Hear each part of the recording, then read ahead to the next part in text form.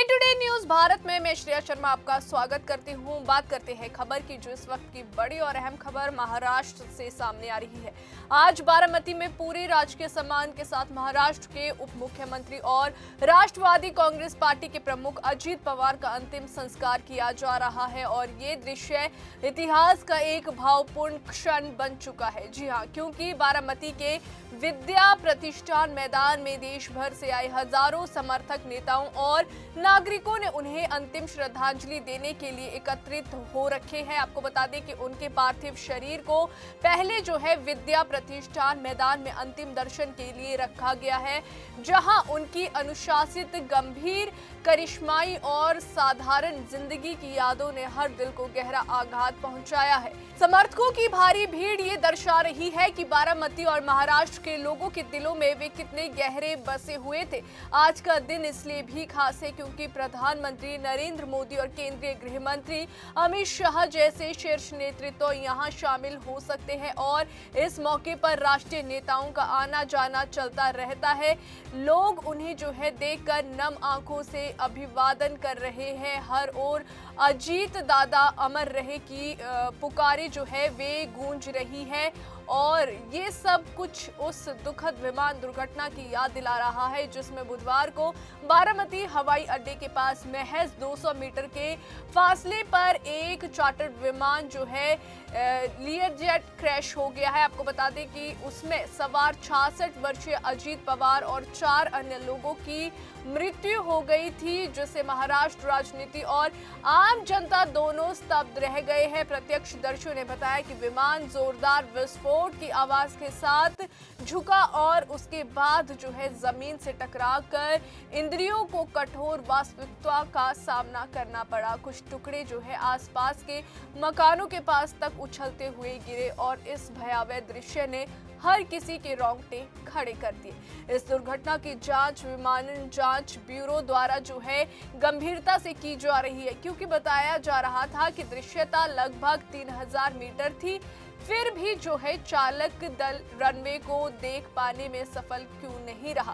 प्रत्यक्षदर्शियों, पायलट, विशेषज्ञों और अधिकारियों के बयानों के बीच ये प्रश्न अब भी सभी के दिलों में गूंज रहा है। इस बीच उनके चाचा और राकंपा के संस्थापक जो है शरद पवार ने स्पष्ट तौर पर कहा है कि ये एक दुर्भाग्यपूर्ण दुर्घटना थी और इसे जो है राजनीतिक रंग नहीं दिया जाना चाहिए। इस बात पर जोर देते हुए कि इस मुश्किल समय में पारिवारिक सम्मान और सामाजिक भावनाएं सबसे ऊपर रखी जानी चाहिए। अजीत पवार के निधन से न केवल महाराष्ट्र की भाजपा नेता गठबंधन सरकार में एक बड़ा शून्य पैदा हुआ है, बल्कि उनकी अगुवाई वाली राकंपा के भविष्य को लेकर भी सवाल उठ रहे हैं, क्योंकि वे पार्टी में जो है अनुशासन, दृष्टि और कार्यकुशलता लाने वाले महत्वपूर्ण स्तंभ भी रहे हैं। आपको बता दें कि पवार के पारिवारिक जीवन की बात करें तो उनकी पत्नी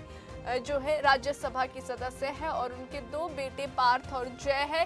पूरा परिवार इस कठिन समय से गुजर रहा है और आज जब बारामती के विद्या प्रतिष्ठान मैदान में समर्थक भावुक भाव से उन्हें अंतिम नमस्कार कर रहे हैं, अंतिम श्रद्धांजलि दे रहे हैं, तो हर कोई ये सोच रहा है कि इस बड़े नेता का जाना महाराष्ट्र के राजनीतिक, सामाजिक और स्थानीय तंत्र पर क्या प्रभाव डालेगा। बारामती पहुंचे मुख्यमंत्री देवेंद्र फडणवीस ने उनके निधन को जो है अत्यंत दुखद एवं अविश्वसनीय बताया है। कहा कि उन्होंने एक अच्छा मित्र खो दिया है और पूरा प्रदेश उनके योगदान को याद रखेगा। महाराष्ट्र सरकार ने 30 जनवरी तक 3 दिनों का राजकीय शोक घोषित किया है और इस दौरान सभी सरकारी भवनों पर राष्ट्रध्वज आधा झुका रहेगा, जो इस दुख की गहराई को दर्शाता है। अजीत पवार उस समय मुंबई से बारामती जा रहे थे, जहां वे 5 फरवरी को होने वाले जिला परिषद चुनाव के प्रचार के लिए जनसभाओं को संबोधित करने वाले थे, लेकिन नियति ने कुछ और ही लिखा था।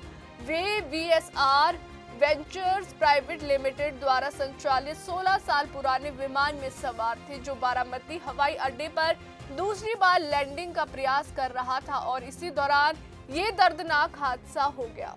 आपको बता दें कि बारामती एक गैर नियंत्रित हवाई क्षेत्र है, जहां आमतौर पर स्थानीय उड़ान प्रशिक्षण और पायलट यातायात से जुड़ी जानकारी चलती रहती है। लेकिन उस दिन की परिस्थितियां और घटनाक्रम ने सबको हैरान कर दिया। विमानन विशेषज्ञों, अधिकारियों और नेताओं के बीच अब ये चर्चा है कि दुर्घटना के समय मौसम, उपकरण, रनवे की स्थिति, चालक दल के निर्णय और प्रोटोकॉल में किसी भी तरह की कमी थी या नहीं, और ये घटना कैसे हुई। विमानन शिखर सम्मेलन विंग्स इंडिया 2026 के अवसर पर मीडिया से बातचीत में वरिष्ठ मंत्री नायडू ने कहा कि घटना का हर पहलू गहराई से जांचा जाना चाहिए, और ये देखते हुए भी जो है डीजीसीए ने सभी आवश्यक मंजूरियां दे दी है। और आपको बता दें कि कंपनी का पिछला रिकॉर्ड ठीक बताया जा रहा था, इसलिए सुरक्षा चिंताओं को लेकर कोई जल्दबाजी में निष्कर्ष नहीं निकाले जा रहे हैं। आज बारामती का माहौल भावुक, गंभीर और शांत है। विद्या प्रतिष्ठान मैदान के चारों ओर पुलिस प्रशासन, सहायता कर्मी, स्थानीय नागरिक, पार्टी कार्यकर्ता और आम लोग खड़े हैं, यादों को जीवंत रखते हुए। कुछ लोग अजीत पवार के साथ बिताए गए अपने अनुभव बयां कर रहे हैं, उनकी सरलता, अनुशासन, कर्तव्य निष्ठा और जन सेवा के बारे में बता रहे हैं। तो कुछ युवा नेताओं की आंखों में उनके नेतृत्व की खोई हुई ऊर्जा की झलक साफ दिखाई दे रही है। हर तरफ जो है राष्ट्र ध्वज आधा झुका है, फूलों की माला, तस्वीरें, ध्वज और उन पर लिखे संदेश, आप हमारे दिलों में सदैव जीवित रहेंगे। हर तरफ यही भावनाएं उभर रही है। दुनिया के विभिन्न हिस्सों से आए नेताओं, नागरिकों और समर्थकों ने फूल अर्पित किए, मौन रखकर उन्हें श्रद्धांजलि दी, और देश भर में लोग आज टीवी, मोबाइल और सोशल मीडिया के माध्यम से इस अंतिम संस्कार को देख रहे हैं और भावुक भी हो रहे हैं। इस अंतिम यात्रा का हर क्षण एक सबक है, नेतृत्व, प्रतिबद्धता, साहस और असमय विदाई का। और इन भावनाओं को शब्दों में पिरोते हुए आज का ये इतिहास भावनात्मक, राजनीतिक और सामाजिक रूप से अत्यंत महत्वपूर्ण बन चुका है। तो अभी के लिए फिलहाल इतना ही। आपको बता दें कि फील्ड में हमारा कोई भी रिपोर्टर किसी से किसी भी प्रकार का उपहार या विज्ञापन स्वीकार नहीं करता, ना ही किसी को ब्लैकमेल करता है। हम ऐसी कोई खबर नहीं दिखा रहे हैं जिससे पाखंड फैले और भोली भाली जनता मूर्ख बने। अभी के लिए इतना ही। देश और दुनिया की ताज़ा खबरें जानने के लिए देखते रहिए day to day news Bharat, और हमारे चैनल को लाइक, शेयर और सब्सक्राइब करना ना भूलें।